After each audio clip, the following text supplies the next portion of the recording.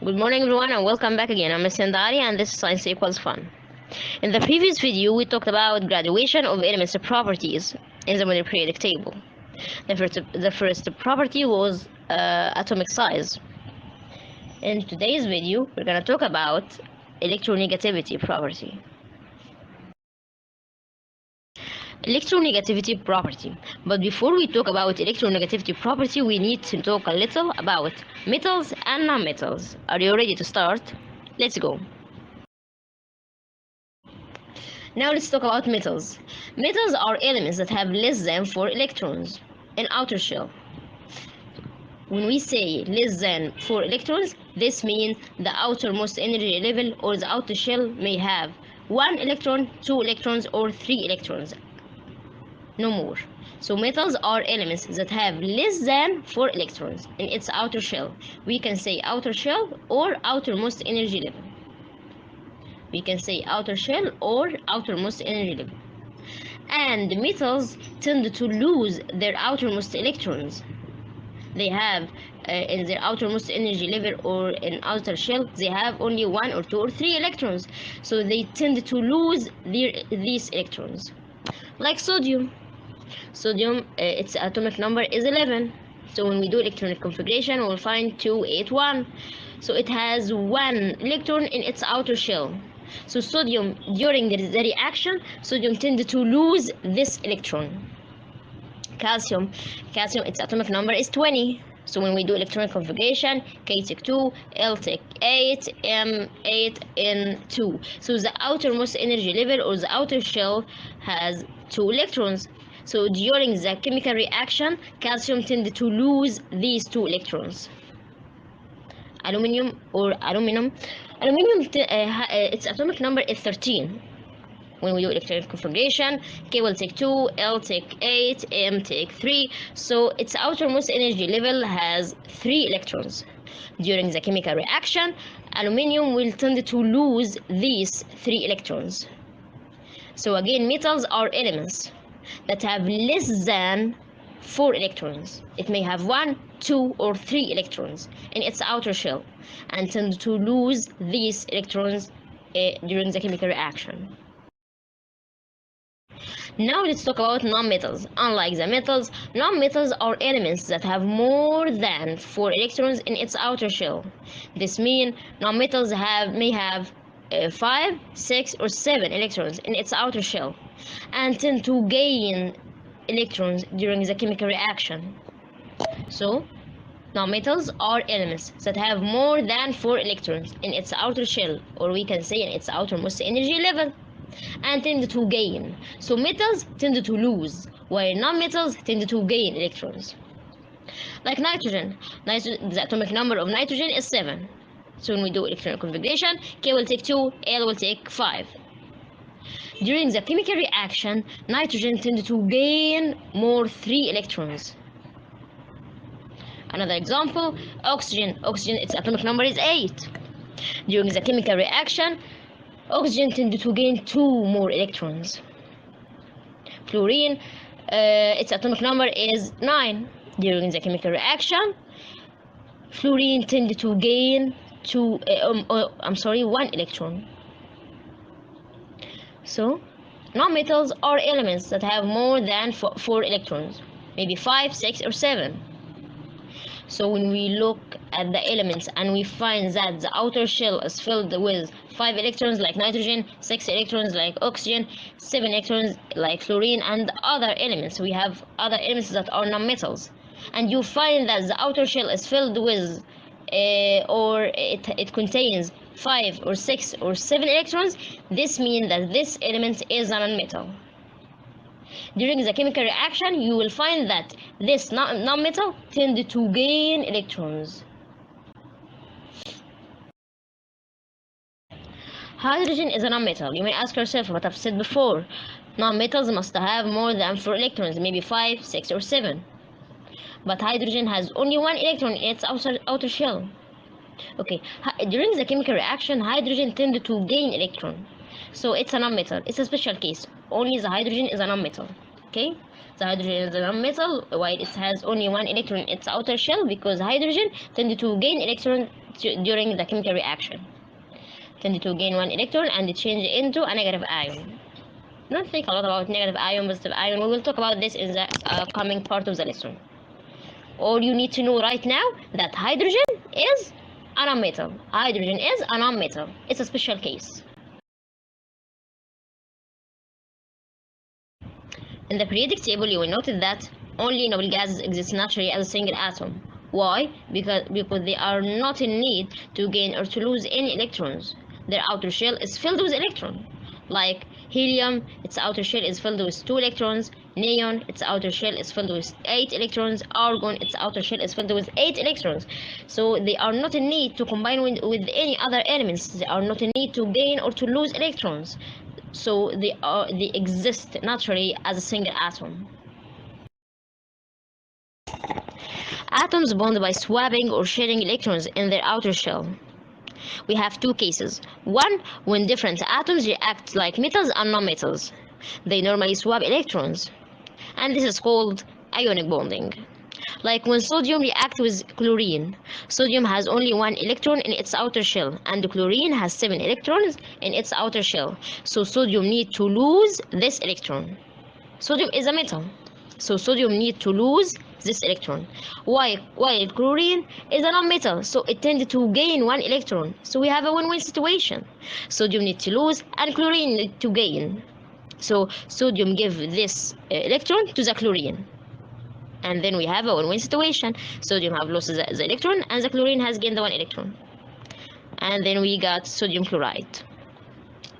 On the other hand, we have when similar atoms react like nonmetals combining with other nonmetals. They share electrons, and this is called covalent bonding. Chlorine has 7 electrons in its outermost energy level, and the other atom of chlorine has also 7 electrons in its outer shell. So this one need one electron, and the other chlorine is also in need for one electron. So what will happen? They will share these 2 electrons. So they will share electrons, and then we have a covalent bond. So in ionic bond, they just one of them gives electron and the other take it. One lose and the other gain. But in covalent bond, they share electrons. They share electrons. So in covalent bond, and this one is what I need in this lesson. I need you to know that the covalent bond, in covalent bond, atoms share electrons. No one lose, no one gains. They just share electrons with each other. So as we've said before, hydrogen is a nonmetal. So during the chemical reaction, hydrogen tends to gain electron. So when we have one hydrogen atom combining with other hydrogen atom, both of them need one electron. Both of them need to gain electron. So no one of them will give its own electron to the other. So they will share electrons. And then we have a covalent bond. So when one hydrogen atom react or combine with another hydrogen atom, we will have a covalent bond. Another example for a covalent bond, like the water. The water consists of H2O. So water consists of one oxygen and two hydrogen. When one oxygen combine with two hydrogen, we will notice that each hydrogen need to gain one electron, and the oxygen need to gain two electrons. So what about sharing electrons? So hydrogen, oxygen, all of them will share electrons. And then we get the water, H2O, a covalent bond or a covalent compound. So the hydrogen need one electron, two hydrogen, each one of them need one electron, and the oxygen need two electrons. So they will share electrons, and then we got water, H2O, a covalent compound. Now let's talk about the electronegativity property. Electronegativity property, it is the ability of an atom in covalent molecule to attract the electrons of the chemical bond towards itself. What does this mean? This means that in the covalent molecule, we will notice that each atom is trying to attract the electrons towards itself.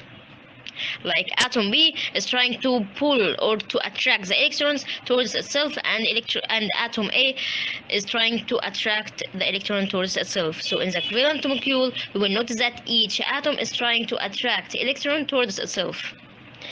This is the meaning of electronegativity. Electronegativity property, it is the ability of atom in covalent molecule to attract electrons of the chemical bond towards itself. Don't forget that inert gases don't have electronegativity. Why? They even don't take part in any reaction. They don't combine with any other elements, so they don't have electronegativity. Now let's talk about the difference in electronegativity. The difference in electronegativity help us to determine the kind of formed compound, whether it's a polar compound, ionic compound, or a non-polar compound. In this chapter, we will talk about only the polar compound, like water and ammonia. Now let's talk about a polar compound. What is meant by polar compound? A polar compound is a covalent compound in which the difference in the electronegativity between its elements is relatively high. To fully understand the polar compound, let's talk about the examples of polar compound, like water and ammonia. Water consists of one oxygen and two hydrogen atoms.